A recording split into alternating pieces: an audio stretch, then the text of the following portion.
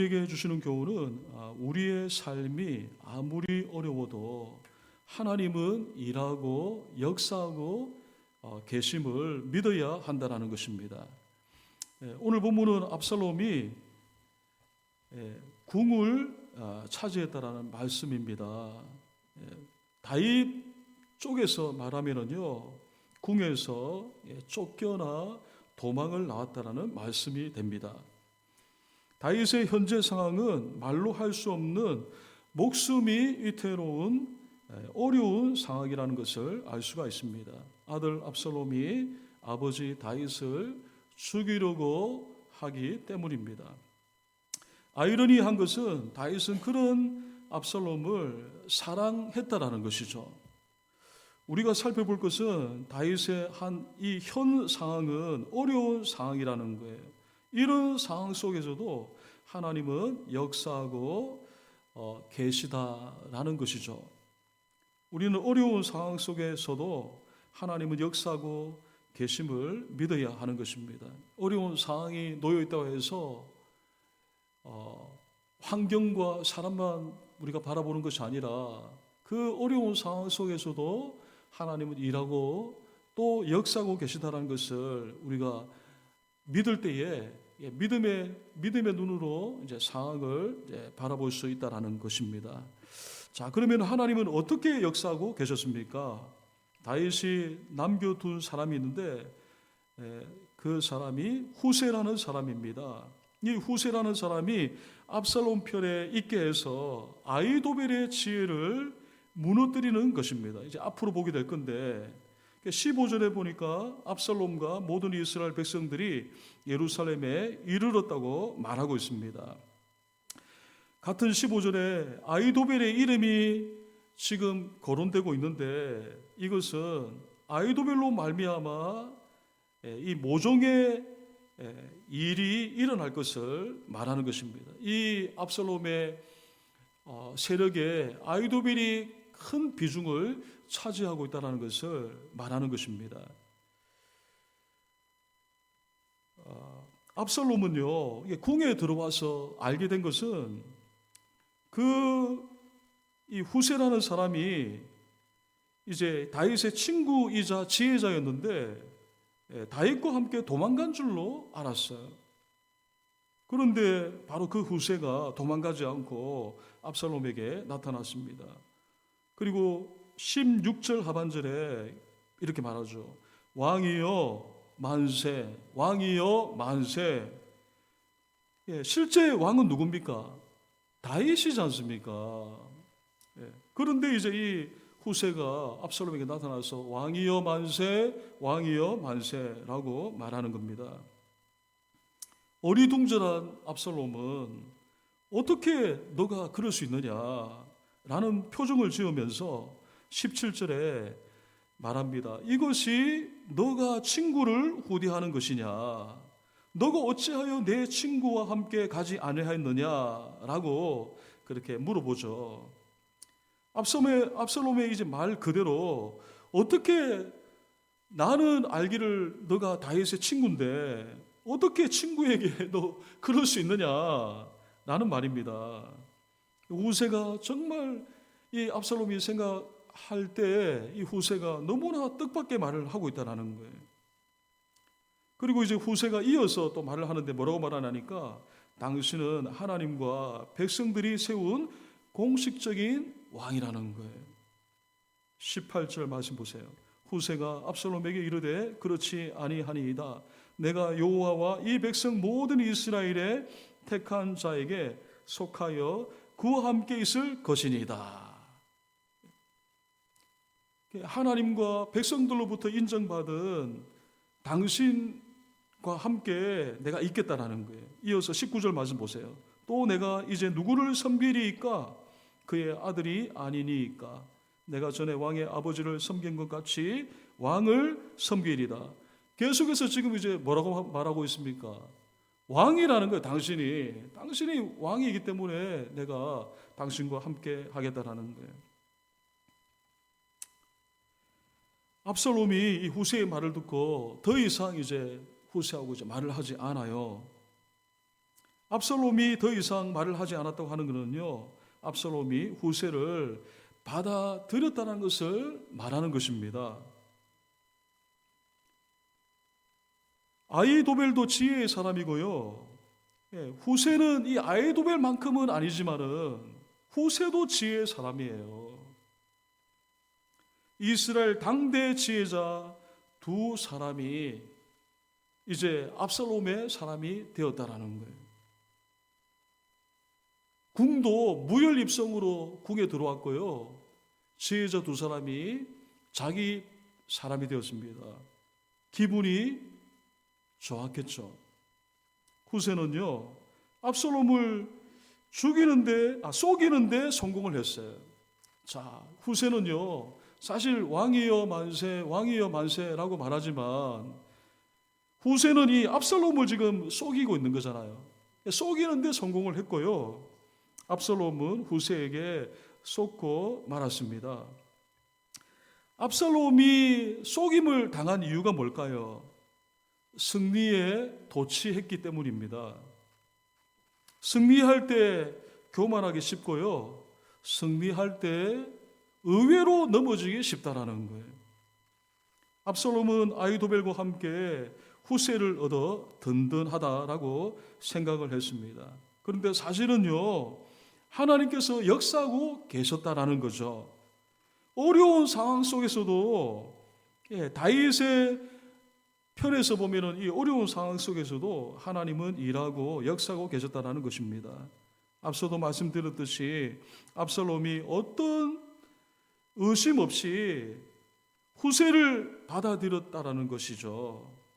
무엇보다도 여러분, 아히도벨이 한마디도 하지 않았다라는 거예요. 여러분, 이 무슨 말입니까? 아히도벨이 듣고만 있었다는 게 이상할 정도라는 거예요. 만약 후세가 다른 사람이다, 무슨 행정을 담당하는 사람이다 이렇게 하면은 이 경쟁심을 가지지 않는데, 아히도벨이 굉장히 지혜의 사람이잖아요.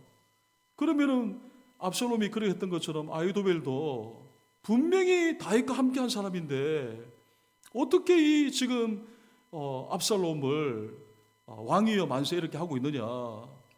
다른 사람은 몰라도 아히도벨은 충분히 의심할 수가 있거든요. 더더군다나 같은 지혜자이기 때문에 이제 경쟁심을 가질 수가 있거든요. 그런데 아히도벨은요, 다 듣고만 있었는데 이게 너무나 이상할 정도라는 거예요.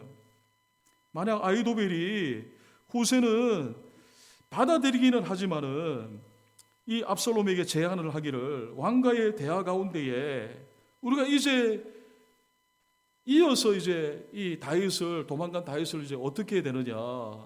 우리가 앞으로 보겠지만은 이 아히도벨은 지금 쫓기고 가니까 지금 따라 붙어야 된다. 그렇게 이제 말을 할 텐데, 이게 비밀스러운 말인데 그 후세가 듣고 있잖아요. 그렇다고 한다면은 한 번쯤 이렇게 의심을 하면서 압살롬이요, 우리가 후세는 받아들이기는 하지만은 왕과의 대화 가운데는 참여시키지 맙시다. 그렇게 할 수도 있잖아요. 만약에 그렇게 했다고 한다면은 후세는 압살롬을 속이는 데는 성공했을지 몰라도 아히도벨의 지혜를 무너뜨릴 수는 없다라는 거예요. 그 참여시키지 않으니까 어떻게 말을 할 수 있는 그런 이 기회를 주지 않잖아요. 그런데 아히도벨이요, 아무런 말을 하지 않는다라는 거예요. 누가 하시는 겁니까? 하나님이 하시는 거예요. 이상의 사진에서 우리는 어려운 가운데서도 기억해야 할 것은요, 하나님이 일하고 계시고요, 역사하고 계심을 믿어야 된다는 거예요. 오늘자 생명의 삶 큐티를 보셨을 겁니다. 참 귀한 말씀을 소개했는데요, 찰스 스펄전 목사님이 이런 말을 하셨어요. 주님의 경이로운 일은 지상에서는 기적이고 대적에게는 공포다 라고 말했습니다. 너무 진짜 은혜로운 말이더라고요. 존 오토버그 목사님이란 분이 하나님이 여시는 작은 문이라는 글을 썼는데요, 거기에 두 사람을 소개했어요. 한 사람은 디트리트 본 회프라는 사람인데요, 목사님인데요.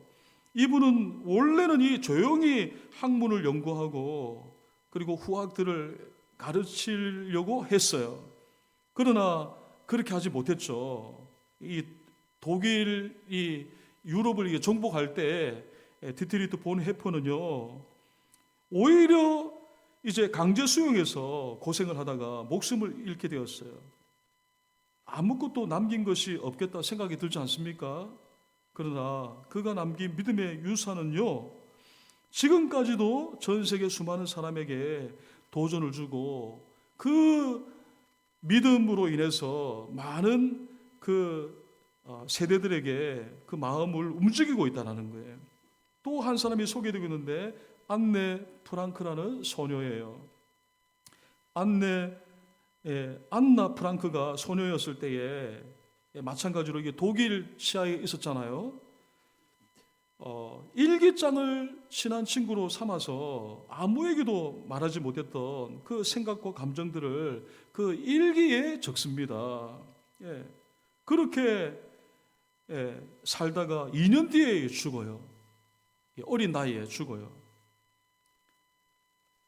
이 소녀가 안네의 일기를 쓴 안네 프랑크라는 소녀예요.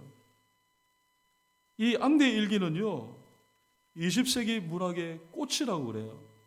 너무 어린 나이지만은 그 당시 상황을 자세하게 적어 놓았기 때문에. 여러분, 그렇습니다. 우리의 삶이 아무리 어렵게 보여도요, 절망하지 말아야 할 이유가 하나님은 또 다른 문을 열어놓고 계시기 때문에 그렇다라는 거예요. 절망적인 상황 속에서도 큰 변화를 이끌어가고 계시다라는 것이죠. 따라서 어려운 환경이나 상황 속, 물론 당장은 답답할 수 있어요. 그러나 그 가운데서도 일하시고 역사하시는 하나님을 믿고 바라볼 수 있어야 한다는 것입니다. 다음으로 하나님의 말씀을 듣는 것이 최선이라는 거예요.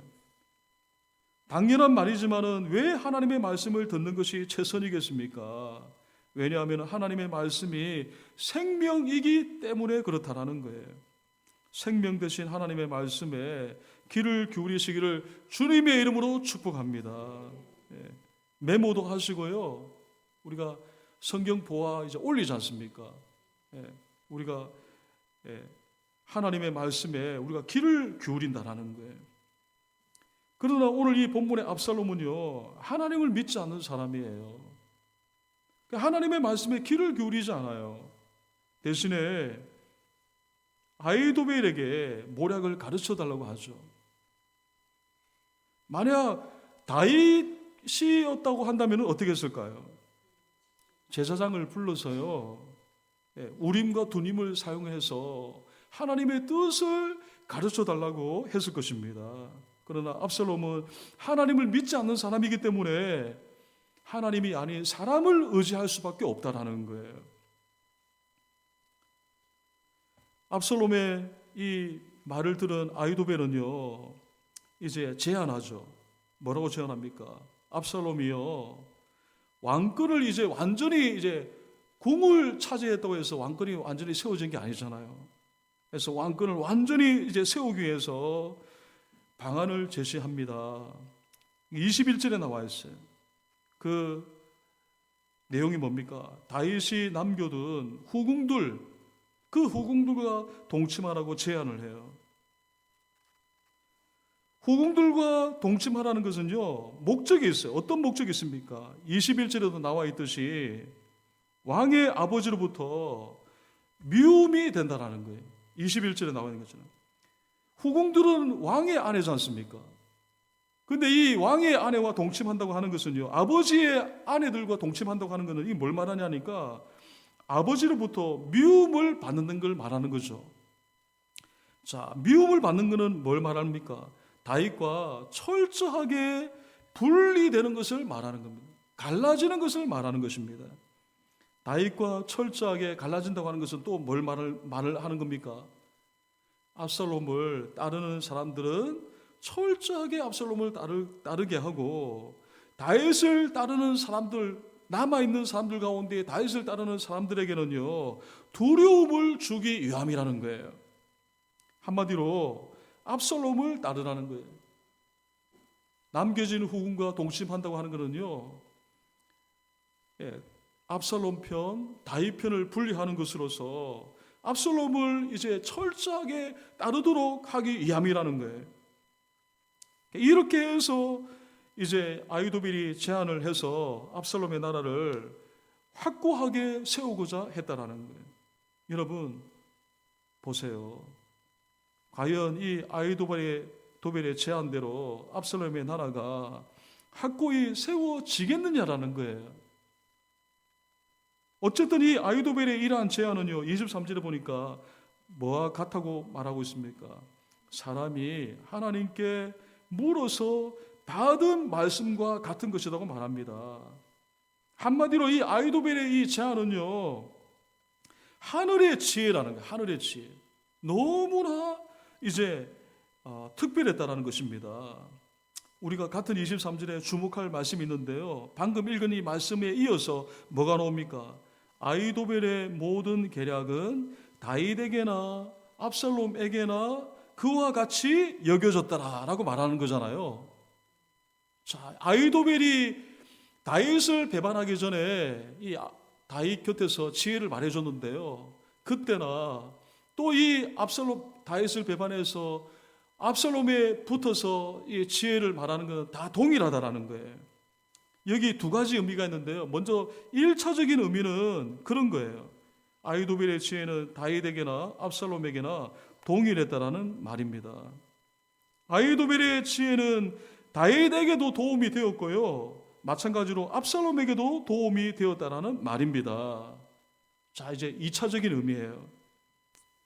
아히도벨의 지혜는요, 다윗과 압살롬에게 모두 뛰어난 것이었지만 압살롬에게 제공한 지혜는요, 이게 병든 양심에서 나왔다라는 거예요. 이해가 가십니까? 병든 양심에서 나왔다라는 거예요.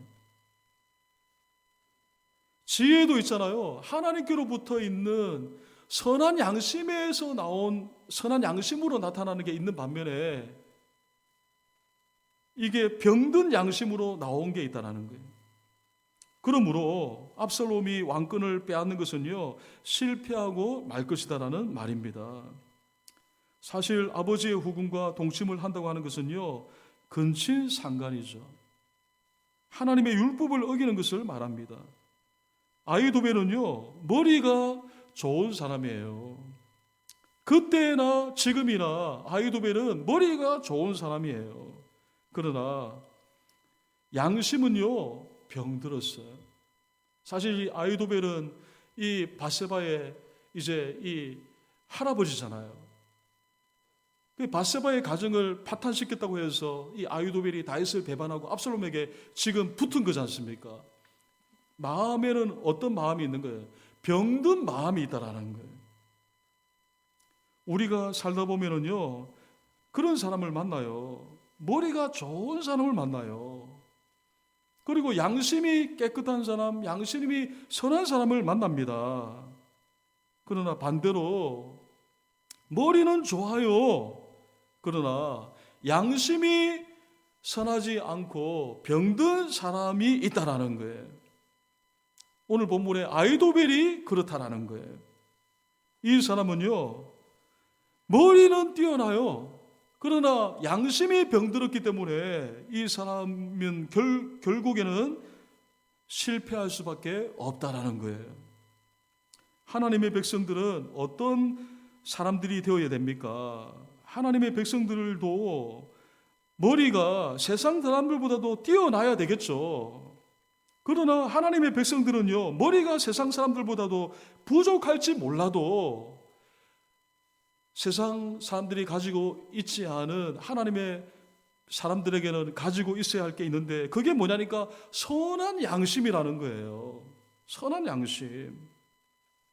하나님의 말씀이 옳다고 하면은 하나님의 말씀을 가지고 살아가는 선한 양심을 가진 사람들이 되어야 된다는 거죠. 그리고 하나님의 말씀이 성취된다는 것을 믿는 사람들입니다.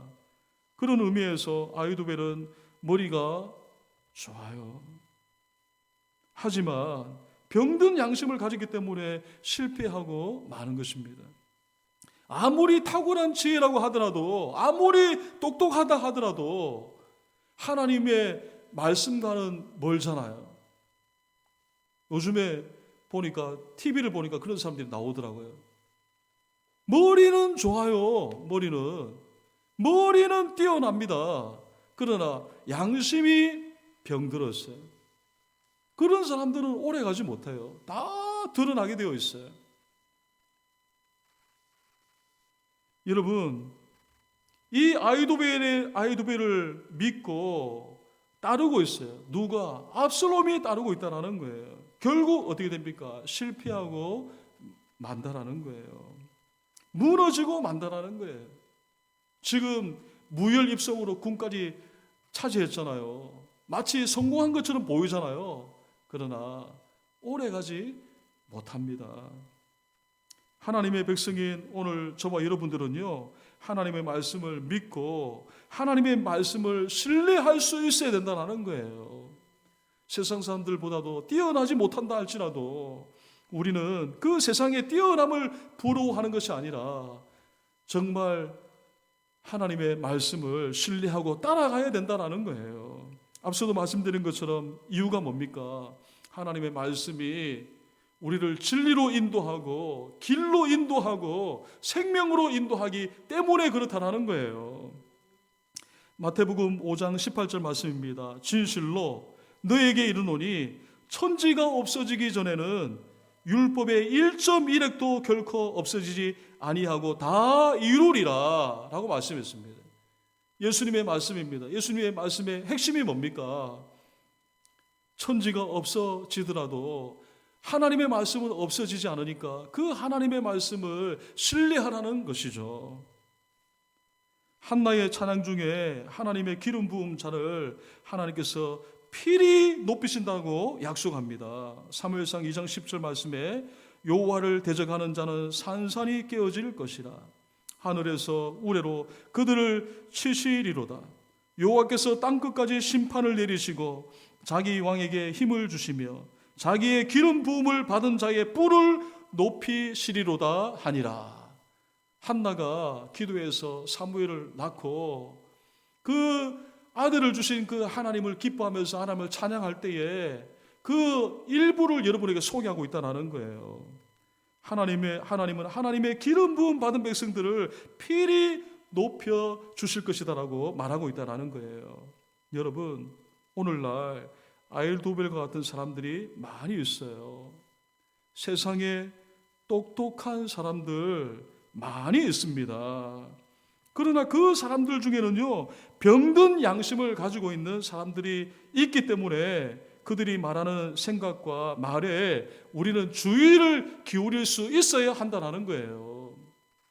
똑똑하다고 해서 이 압살롬처럼 다 따라가면 안 된다는 거예요.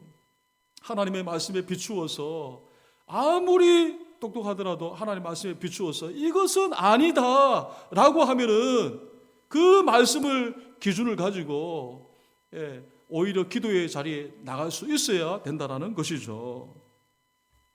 우리는요, 하나님의 감동을 받은 사람들의 말을 들어야 된다는 거예요. 조금 부족하더라도 정말 하나님을 믿는 사람들, 정치하는 사람들 중에 그렇다라는 겁니다. 하나님 부족하더라도 왜 그 사람들의 말을 우리가 들어야 되냐니까 하나님을 경외하기 때문에 그렇다라는 거예요. 법을 하나 세우더라도 하나님을 경외하지 않는 사람들이 법을 세우는 거하고 하나님을 경외하는 사람들이 법을 세우는 거는 차원이 다르다라는 거예요. 우리는요, 하나님의 감동을 받은 사람들의 말을 들어야 된다는 거예요. 우리가 그런 분들이 다 되시기를 주님의 이름으로 축복합니다. 우리가 그렇게 기도해야 된다는 거예요. 하나님, 오늘 우리에게 말씀을 주시옵소서, 말씀을 따르게 하옵소서, 그렇게 기도해야 한다는 거예요. 여러분, 세상에 아히도벨과 같은 사람을 따르지 마세요. 다 똑똑하다고 유능하다고 그렇게 따르면 안 돼요. 그렇게 했다가는 우리도 압살롬처럼 될 수가 있다라는 거예요. 아이돌 같은 사람을 따르지 마시고요. 성령에 감동한 사람들을 따르시기를 주님의 이름으로 축복합니다. 하나님은요, 하나님의 말씀을 이루셔요. 오늘 본문을 보세요. 압살롬과 아히도벨을 통해서 하나님의 말씀을 떠난 것이 성공할 수 없다라는 메시지를 주고 있는데요. 한편으로는 과거 다윗이 하나님의 말씀을 떠난 것에 대해서 그 결과가 얼마나 혹독한가를 또 보여주고 계셔요. 22절에 보면은요, 이 아히도벨의 말을 듣고 압살롬이 그 시키는 대로 하지 않습니까? 그 후궁들과 동침하는데요, 백성들이 보는 앞에서 후궁들과 동침하는데 어디에서 합니까? 옥상에 올라가서 후궁과 동침을 하거든요. 여기 옥상이라는 단어가 있어요. 이 옥상이 어떤 옥상입니까? 바세바 사건이 있었던 그날 다윗이 올라갔던 옥상이라는 거예요. 그러니까 바로 그 옥상에서 참담한 일이 지금 또 벌어지고 있다라고 하는 것입니다. 그러니까 하나님의 말씀을 떠난 인생은요, 하나님의 말씀을 떠나 살면은요, 참담한 결과를 낳게 된다는 것을 보여주고 있다는 것이죠. 그리고 이 말은요, 하나님의 말씀을 가지고 살아야 함을 말씀을 하는 것입니다. 부족하더라도, 내가 아이돌과 같은 그런 똑똑함이 내게 없다 하더라도, 유능하지 않다 하더라도, 무능하다 하더라도 하나님의 말씀을 가지고 살아야 함을 말씀하는 것입니다. 사랑하는 여러분, 하나님의 말씀을 사랑하시고 말씀을 존경하시기를 주님의 이름으로 축복합니다. 오늘 본문은 압살롬과 아히도벨의 지혜가 이 세상적인 지혜이기 때문에 결국 오래가지 못할 것을 암시하고 있어요. 반대로 어려움 속에서도 하나님은요, 하나님의 말씀을 성취될 것이다라는 것을 암시하고 있다는 거예요. 여러분, 어려운 상황 속에서도 다윗이 남겨둔 이 후세를 통해서 하나님은 일하고 그리고 역사하고 계십니다. 여러분, 하나님의 일하심을 여러분 보면서 매일 하나님의 말씀을 붙들고요, 그리고 말씀으로 가라고 하는데 가고 멈추라고 하는데 멈추시는 그런 지혜로운 분들이 다 되시기를 주님의 이름으로 축복합니다. 우리 한번 찬양하도록 하겠습니다. 447장 찬송가 하겠습니다.